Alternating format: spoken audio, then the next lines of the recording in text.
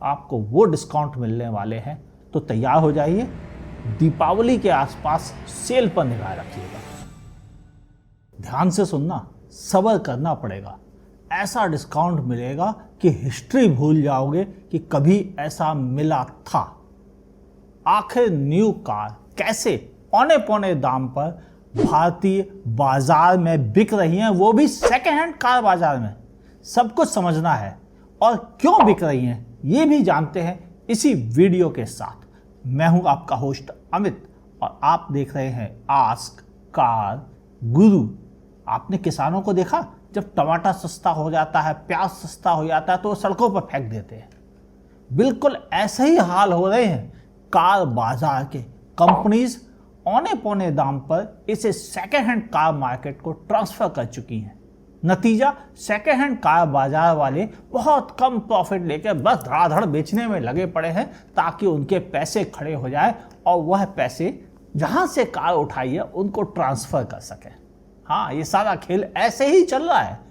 यहां पर हो क्या रहा है पहले इसे समझते हैं। और इसमें गलती किसकी है? कंपनीज की, उनके सेल्स मार्केटिंग हेड के, या फाइनेंस डिपार्टमेंट के? पूरी बात समझना जरूरी है। और क्यों इंडियन बायर कारों से दूर हो रहा है, इसमें इंश्योरेंस का क्या रोल है, सब बातें करते हैं, बिल्कुल खुलकर करते हैं। तो प्लीज, अगर आपने अभी तक सब्सक्राइब नहीं किया है तो ये बढ़िया मौका है, शानदार वीडियो सब्सक्राइब करने का मौका, ताकि आगे भी ऐसे ही बेहतरीन वीडियो आपको देखने को मिल जाए, कुछ मिस ना होने पाए, वरना नुकसान पक्का है। क्यों? क्योंकि सच बातें लोग नहीं बता पाते, खुलकर कहने की हिम्मत भी नहीं होती है। कुछ लोग तो ब्रांड से डरते हैं और कुछ लोग गवर्नमेंट से डरते हैं और कुछ दोनों से डरते हैं। कुछ सोचते हैं कि जाने देते हैं। फिलहाल सीधी बात, ये सच है कि भारतीय कार बाजार का इस समय बुरा दौर चल रहा है। ऐसा बुरा दौर पहले कभी न देखा न सुना गया है। हाँ, अगर आपको याद हो, 2 साल पहले तक जो कारें वेटिंग पे थी, यानी उनको खरीदने के लिए 6-6 महीने की वेटिंग थी, वो गाड़ियां सेकेंड हैंड बाजार में एक्स शोरूम प्राइस से भी नीचे मिल रही हैं। हाँ, ये सच्चाई है। ध्यान से देखें तो इस समय ऐसी वीडियो भरे पड़े हैं। लेकिन ये भी सच है कि हर शहर में नहीं मिल रही हैं, मेट्रोज में मिल रही हैं। दिल्ली में आप जाएंगे तो आपको कई सेकेंड हैंड कार बाजार के डीलरों के पास, जो बड़े डीलर हैं, उनके पास अच्छा स्टॉक मिलेगा। किसी के पास हुंडई का है तो किसी के पास टाटा का है, तो किसी के पास महिंद्रा का है, तो किसी के पास मारुति का है और किसी के पास किया, होंडा का स्टॉक मौजूद है। ये सच बात है। लगभग हर कंपनी का मार्केट का स्टॉक इस समय उपलब्ध है, चाहे वह छोटी कार कंपनी निसान हो या रेनो हो या सिट्रो हो, सबके बाजार में कारें मौजूद है। हुआ क्या है, ध्यान से समझें। कंपनीज प्रोडक्शन तो कर रही हैं, उनके लिए प्रोडक्शन रोकना घाटे का सौदा है। क्यों? प्रोडक्शन रुकते ही सारे स्टाफ को सैलरी तो फिर भी देनी पड़ेगी। फैक्ट्री के बंद होने से फैक्ट्री के मेंटेनेंस का खर्चा भी बढ़ जाता है। नतीजा, कार बनाते रहना फिर भी फायदे का सौदा है, ताकि स्टॉक में पड़े हुए मटेरियल खराब ना होने पाए। इसलिए कारों की मैन्युफैक्चरिंग स्लो तो कर ली जाती है थोड़ी सी, लेकिन उसे बंद बिल्कुल नहीं कर सकते। और कई कई कंपनीज तो 3-3 शिफ्ट में काम कर रही थी। उनके लिए तो बड़ा मुश्किल दौर हो गया कि अगर वो शिफ्ट भी बंद करते हैं तो लाखों हजारों एम्प्लॉयज डायरेक्टली इनडायरेक्टली अफेक्टेड होते हैं। इसलिए कार बनाते रहना मजबूरी हो गई है। अब उस मजबूरी का नतीजा क्या है? कस्टमर इस समय महंगी कारों से परेशान है।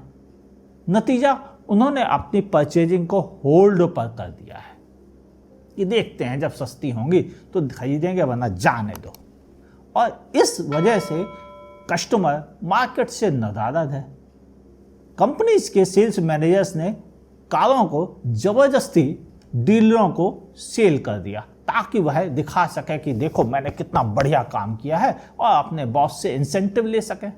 डीलर ने खरीद तो ली, लेकिन अब वो बेच नहीं पा रहा। अब वो सेल्समैन, जो वो सेल्स मैनेजर्स हैं, उनको कह रहा है, भाई प्लीज़ कुछ करो, आपने इतनी कारें हमें पकड़ा दी, हम क्या करेंगे, हमारे पास तो जगह नहीं रखने की। बरसात आ रही, कहीं डूब गई तो क्या होगा?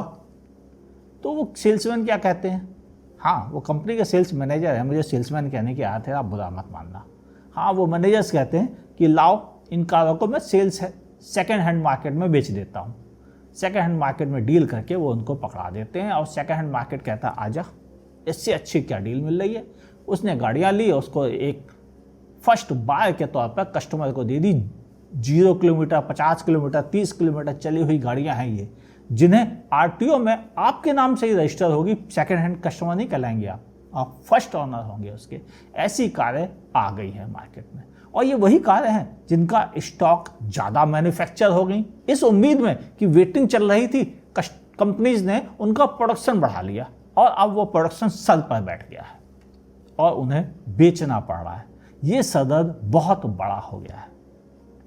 अब इस सदर्द के पीछे का रीजन क्या है वो भी समझना जरूरी है। देखिए, पहली चीज कुछ हमें भी समझना पड़ेगा कैसे संभाला जा सकता था। शुरुआत क्या हुई, जब कंपनी किसी कार को लॉन्च करती है तो उसकी प्राइसिंग को लेकर वह डिसीजन लेती है कैसे। कंपनी के सेल्स मार्केटिंग हेड बैठते हैं, इसके अलावा फाइनेंस डिपार्टमेंट और प्रोडक्शन डिपार्टमेंट बैठता है। फाइनेंस कहता है भाई साहब अगर सस्ती कार बेचोगे तो घाटा होगा। सेल्स डिपार्टमेंट कहता है भाई साहब अगर आप ज़्यादा महंगी कर दोगे तो कोई खरीदेगा नहीं। प्रोडक्शन कहता है हमने तो बड़ी लाजवाब कार बनाई है, इसे तो प्रीमियम पे बेचा जाएगा।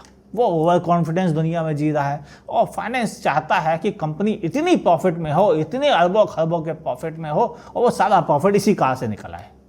तो वो पैसा देता है कि कार की कीमत अच्छी रखी जाए और इस प्रेशर में फाइनेंस जीत जाता है। नतीजा, कारों की कीमत जरूरत से ज़्यादा कर दी गई।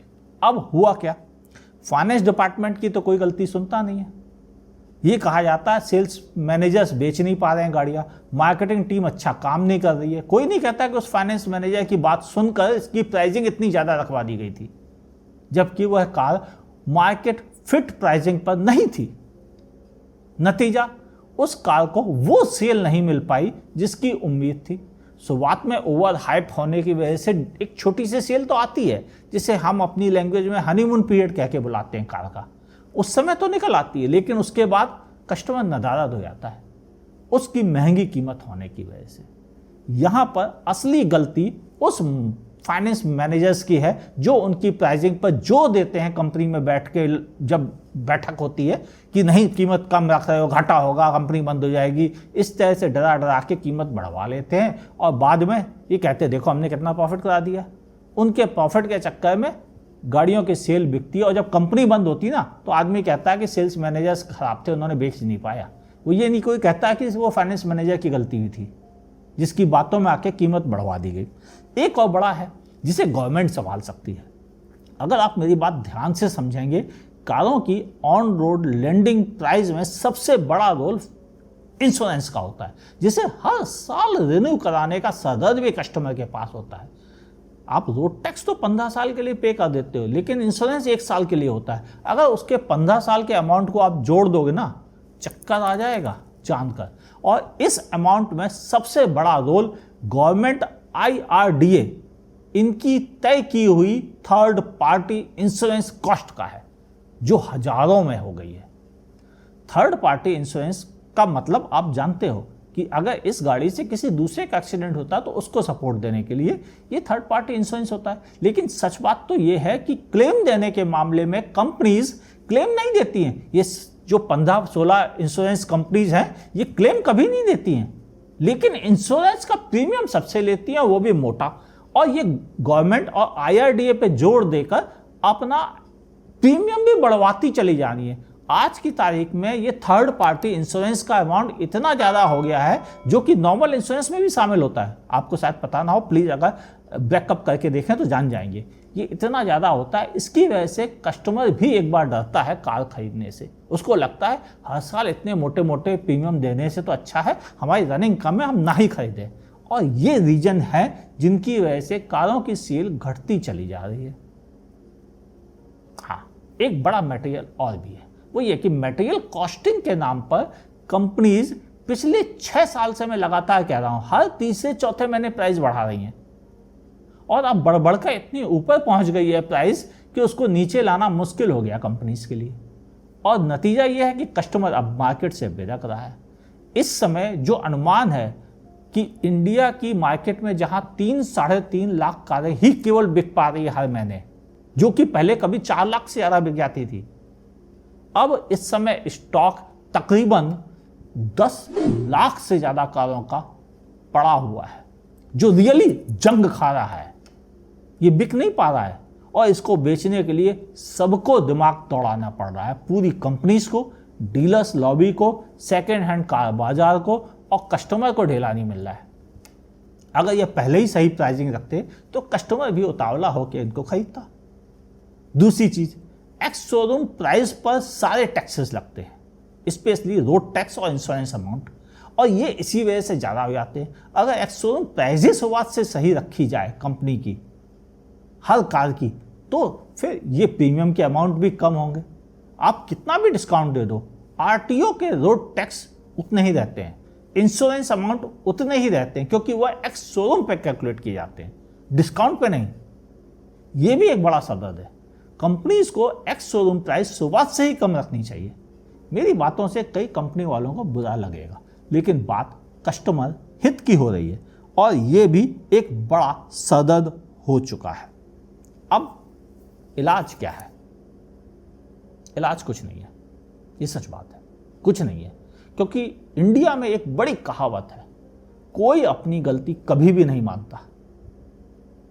सॉरी कहना तो उनकी इज्जत के खिलाफ है। ना तो वो जो कंपनी के लोग प्राइस तय कर रहे हैं, ना वो गलती मानते हैं, ना वो लोग जो मार्केट में पॉलिसी बनाकर लाते हैं वो गलती मानते हैं, ना ही ये महंगा पेट्रोल डीजल जो किया जा रहा है लगातार, इसके लिए कोई गलती मानता अपनी। नतीजा, गलतियां तो वो लोग कर रहे हैं, नुकसान कंज्यूमर का है। लेकिन कंज्यूमर के लिए एक अपॉर्चुनिटी भी बीच में निकल के आ रही है। अब प्राइसें गिर चुकी हैं, काफ़ी गिर चुकी हैं, और मेरा अनुमान है कि दीपावली पे भी वो सेल नहीं आएगी जो 2023, 2024, 2022 में आई थी। बिल्कुल नहीं आने वाली।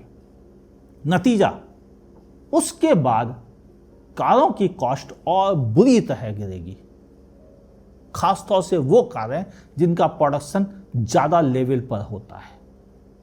अगर आप ध्यान से समझें तो वो कारें इनमें शामिल है जो इस साल 2025 में जनवरी से लेकर जून के मंथ तक टॉप 10 में शामिल थी, टॉप 15 में शामिल थी। उन कारों का स्टॉक ज़्यादा हो चुका है, और मैंने तब भी आपको बताया था जब सेल्स रिपोर्ट देता हूं कि ये कंपनीज की सेल्स फिगर हैं, कस्टमर की खरीदी हुई फिगर्स नहीं होती हैं। याद आया? हाँ, इसीलिए कहता था, ताकि आपके पास क्लैरिटी रहे। अब बात ध्यान से समझे तो तैयार हो जाइए, दीपावली के आसपास सेल पर निगाह रखिएगा। अगर सेल अच्छी नहीं आती है तो होल्ड कर लीजिएगा अपनी परचेज को। दिसंबर जनवरी के मंथ में आपको वो डिस्काउंट मिलने वाले हैं जो अभूतपूर्व होंगे। मैंने वीडियो की शुरुआत में कहा था, वीडियो का अंत तक देखना जरूरी है।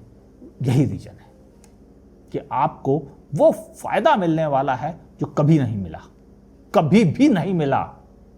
तो तैयार हो जाइए, अपनी परचेज को होल्ड पे रखिए या फिर बार्गेन कर अच्छी डील अभी निकाल लीजिए अगर आप होल्ड नहीं कर सकते हैं तो।